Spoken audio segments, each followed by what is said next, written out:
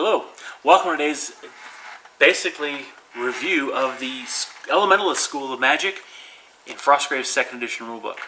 Today we're going to go over the changes they've made to the Elementalist School. It won't be a long video, but it should be informative. So let's just dive right in. They've made changes to almost all of them. So let's start with the Call Storm spell. Used to be you cast Call Storm and the opponents, everybody would be -1 with their shooting crossbows and bows. And you could cast that multiple times during the game and increase that penalty. Very useful. However, now the Call Storm is -1 still, but the most you can increase it is to -5. You cannot go more than those 5. Now, I'm not certain how often a mage would have wanted to get those -8, -10, or whatever, but I don't know, if you're facing marksman a whole lot, you might want to do that. But here, the max is going to be -5 now. Very small change. All right, Elemental Bolt. Here's a huge change. The casting value is still the same. Remember, this is Bolt, so it's still 12. Still line of sight, but... Oh, sorry, this is Elemental Ball. I spoke wrong. Can't read my own writing. Elemental Ball, still 12, but now the range is only 16 inches. No further than that. So no more sniping from across the corner of the from one corner of the table to the other. And now it's only a 1-inch radius from the target model. So if it's a large creature on a larger base, it's going to have a little bit bigger effect. But if it's a regular model, it's going to have basically a 1-inch radius. No longer is it 1.5 inches. Which I think basically just makes it easier to measure. You're not trying to find the center of the model and go 1.5 out. You just go 1 inch from the model and there you go, right? So probably a little simplification there, but that 16-inch max range is huge. Elemental Bolt is only a very slight nerf. Nerf's too strong a word, really. It's still 12 as a casting value, but now it's only a +7 shooting attack instead of +8. Probably makes sense because since the +10 is the max you can ever go anyway with any of your modifiers on any normal attacks, +8 gets you pretty close to that. So here +7 is probably a recognition of they don't want it to be that strong, but 7 is probably good. However, here's the big one. Again, it only has a 16-inch maximum range. So your wizard can't stay in the background and snipe across the table anymore. That's going to make it really hard for some elemental mages. Alright, the next one that's changed is Elemental Hammer. Now this is interesting because they're kind of clarifying things really in this. It's mostly a clarification. When you have this spell cast on a normal item, the normal item does not count as a magic weapon itself. So it just does its normal damage. However, if it were to do damage, let's say if you're going against a Wraith, which requires magical damage to hit, and you do enough, you win the roll by enough, and you would have done damage had it not been for the Wraith's special ability to be immune to normal weapons.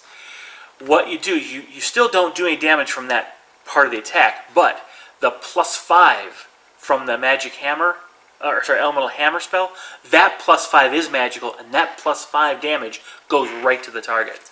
So as long as the normal weapon would have scored damage had it not been for some special rule, the magic attack of the +5, that damage does go through.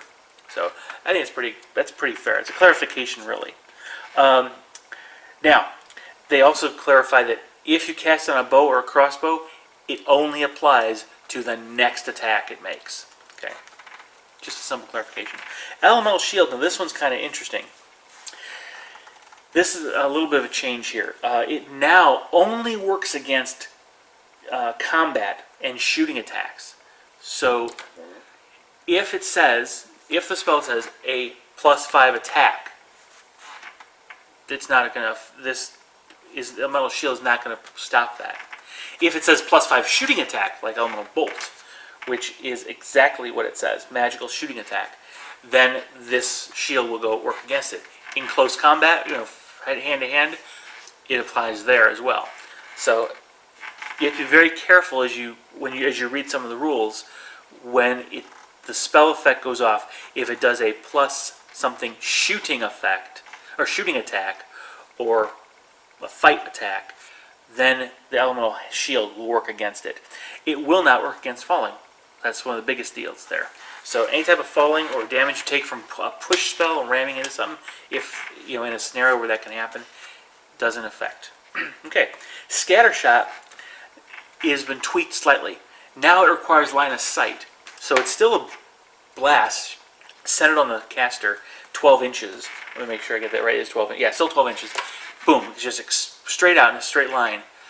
But if there's intervening terrain and you cannot draw a line of sight from the caster to a target model, that model's immune. It doesn't take the effect, which kind of makes sense. If there's a wall between you, the elemental blast is not going to go through the wall. All right, so that's a good one.